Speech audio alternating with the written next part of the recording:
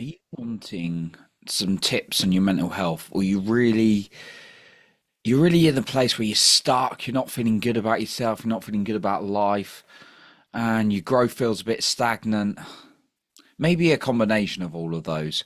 Well, today I'm going to share with you 5 things that have really helped with my mental health as a man.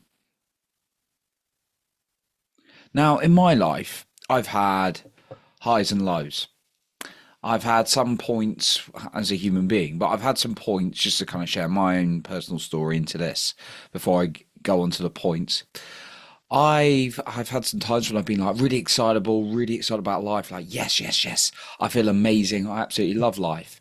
And I've also had the times when I've been really low, don't want to get out of bed. I felt really depressed, really anxious, and things just did not feel good for me in my life. And I've had patterns when I've unconsciously been doing things that weren't right for me, like eating too much sugary foods or drinking too much alcohol or consuming too much rubbish on like social media or whatever. And it was really impacting me mentally. And I'm not perfect now, there's always one or two, I enjoy life and there's always a chance I'm going to slip up, but I'm much more aware than I used to be. I remember though being on a point, and this is my own personal story. As always, I'm not a mental health professional. I'm not a doctor or anything like that, and I'm just sharing my perspective. But I was not sent, suggested to go to the doctor, and the doctor gave me, and doctors are brilliant human beings, and the doctor gave me some anxiety pills because I was really, really anxious. Now, the problem was I was thinking about a couple of situations in my life, not very well. And I was like looking at things too much on social media. I was not looking after my health. And what I was given was like some anxiety pills to calm down the anxiety. The thing I realized for me personally in that moment, and I studied a lot of brain health, and again, it's you're always entitled to your own view, but what I learned is that those pills were just for treating the symptoms. When I actually started looking at the cause and diving deeper, that's when I was able to really move through that anxiety. Now, obviously, if someone's got serious conditions, do obviously speak to a professional. But that's one of the things I realized that actually often we don't dive into the real cause, what's going on beneath for ourselves, because like it's easy to say, oh, I'm feeling really, really like down or I'm feeling like really on edge. And it's like, yeah, maybe you've not had enough sleep, you've been eating the wrong foods, you've been consuming the wrong information. There's lots of things that can impact us. Now, obviously, there are some more severe, things that go on like traumatic events where obviously people do seek professional advice, and I think that's the right move to do. But often, what I've learned is when I've gone deeper into the cause for me, it's really, really helped me. Now, this is for you to decide. Like, I'm going to give you some tips that have helped my mental health, and it's you to decide what's best for you, as I always say. But maybe you're doing the same things again and again, and you're just not getting a result. Maybe it is taking. Sometimes people drink to cover up like anxieties. I used to do that when I was quite a few times, right?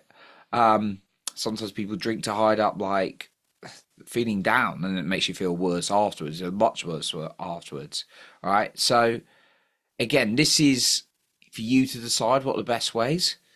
But like maybe you're in a place where it's just not serving you and you want to think of something to do. So if you're like you resonate with what I'm saying today and you think it's going to help you, don't just listen to me and do nothing about it because that's pointless, right? You've actually got to take action and do something. That's when you really know something. Okay, so these are my tips. These are my 5 things that really help me with my mental health. So the first thing is paying attention to your physical and brain health treatment. And what do I mean by that? I mean, pay attention to what you're consuming, how you're treating your brain. Because one person I'm going to recommend to study or learn from is a guy called Dr. Amen, if you've not already. Amen's clinics, he runs like an expert on brain health. Studied tens of thousands of people's brains, right? And he's noticed that when people have got erratic behavior that's unlike them usually, or they suddenly change who they are, There's usually something gone on in the brain, whether you take in something there's an environmental factor or maybe a bit of a head injury, that can cause a change in mood. But do you know what? Like the typical response is, it's like, oh, just take these pills to make you feel better, or it's like, oh yeah, yeah, like just get on with things, which isn't healthy, right? So start paying attention to what you're consuming, how you're treating your brain, are you looking after it, and actually what's your mood. What I discovered was and again, it's not a one size fits all. I want to be really clear on that, right? Because sometimes people do need medication. I want to really, really be clear on that today, right? I'm just sharing my experience for me, right? When I've had too much sugar or like things like alcohol, or I am like taking in the wrong information, like my brain it doesn't feel so good, right? I'm like my concentration's all over the place. I'm doing things like that, and it's in this day and age we're really quick to jump on labels like, oh, you've got this, you've got that, right? But actually, maybe some habit changes and the way you're treating your brain can be a big difference. So that's something that's really helped me. I notice when I eat cleanly, I sleep well, exercise, these basic little things. We know this, but not everyone does it. Knowing something and not doing anything with it is the same as not knowing about it, in my opinion, right? So start just making a log. Like, you felt 9 out of 10 this day. Great.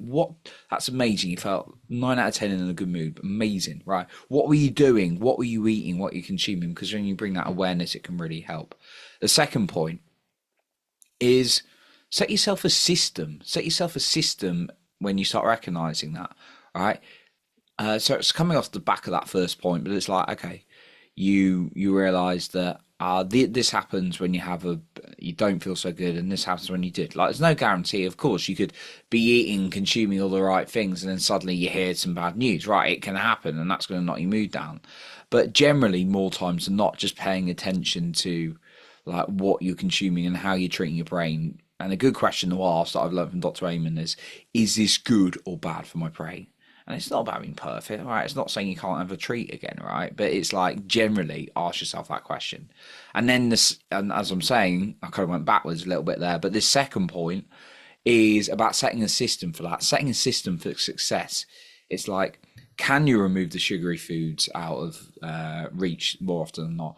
Can you put a lock on your phone or in a lockbox or something so you don't consume all the negative stuff? What systems can you put in place? Accountability is a great system as well. The third thing, listening to energizing people. Listening to people who really, really bring you great energy, right? That can really, really help my mental health, I personally found, right? When I'm listening and hanging out with people who make me feel good, and even if that's on a podcast, but then I do join lots of calls as well, and I try and hang out with people in person as well. But like, listening to uplifting people who've got a lot of energy, it starts rubbing off on you. So really pay attention to that and put that more into your life.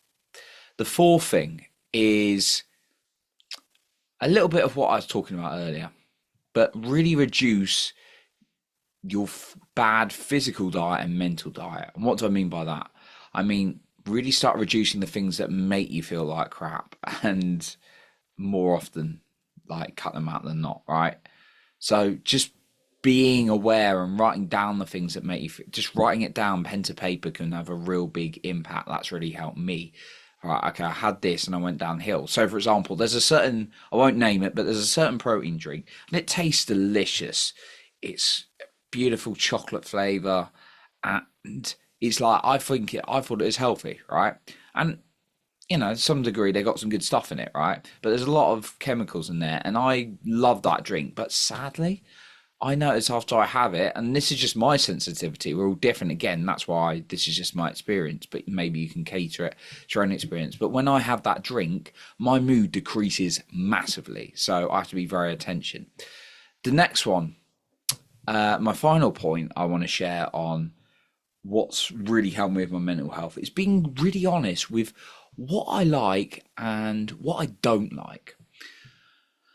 So I'll give some examples of my life. I love being creative. I love like jumping onto new projects whilst maintaining ones, of course, like, because not just starting things and never ending them, but creative getting out there. I love leading teams. I love sharing a message. I love football. I love playing football. All these things. So I list those and try and get those as many times as possible. I love playing with numbers and spreadsheets. Yeah. And which is useful because that's something, whether you like it or not, you really should be doing if you're looking at your finances and things. But I'm very fortunate. I like playing about numbers. I've always liked maths, right? But no shame in that, right? But what do I not like? There are things I don't like. Like I said, football, the sports, but I don't like rugby. I don't like cricket. I respect it. I really, really respect it. I don't like watching darts. I don't really like watching much sport. I'm sporty and active and fit, and I love all that stuff. I just don't like watching it much. And when I used to feel guilty and be like, I should like watching it, but no, I shouldn't. It's up to you, like what you like. Here's one that I really don't like: having meals with other people. Right? Okay. I love socializing. I love people, and I love food. I really love food. Right? The two together, I don't like at all. Like when I'm eating, I'm eating. When I'm socializing with people, I am. I do not like combine. I do not like having meals with other people, and I'm just honest about that. I can't always avoid it, unfortunately, but I try and avoid it more often than not. Right? Because obviously you have to give and take a little bit, sometimes with other people in life, right? But if I'm honest and I can get away from it, I will try and avoid a meal with other people. So that's just examples from my own life. But think about, be really honest with yourself. What do you like and what do you not like? No matter how strange it sounds, like my example there of just not liking eating people, right? But then also loving playing with spreadsheets and stuff. So again, it's completely up to you. Like, what is it for you? So that's really helped my mental health, those things, because it's like looked at the psychological element. It's looked at like how I'm looking after my brain, and then being really honest with myself. All right. So that's what I got for you today. I appreciate you for being here. Just a quick recap of the points again. So being conscious of the way you're treating your brain, and then noticing how you're feeling and actually what you're doing. And then the more you write down that, the more you're going to see correlations, and the more you're going to start taking care of your brain. Setting a system to do that is really, really key, and your mental health in general, just putting systems in place. Excuse me, listening to energizing people, hanging out with energizing people, that is really impactful in a positive way, I find, on my mental health. Reducing the bad physical and mental diet, being very conscious of what you consume. And then the final one is being honest on what you like and don't like, and start doing more of what you like and less of what you don't like. And it doesn't matter what anyone says, like, you like what you like and don't like. Yeah, you may have to give and take a little bit, but do what you like and want to do more often than not, and reduce what you don't want more often than not. So that's what I got for you today on the 5 things that have really helped me with my mental health. I appreciate you for being here, and remember to lead with your heart and not with fear.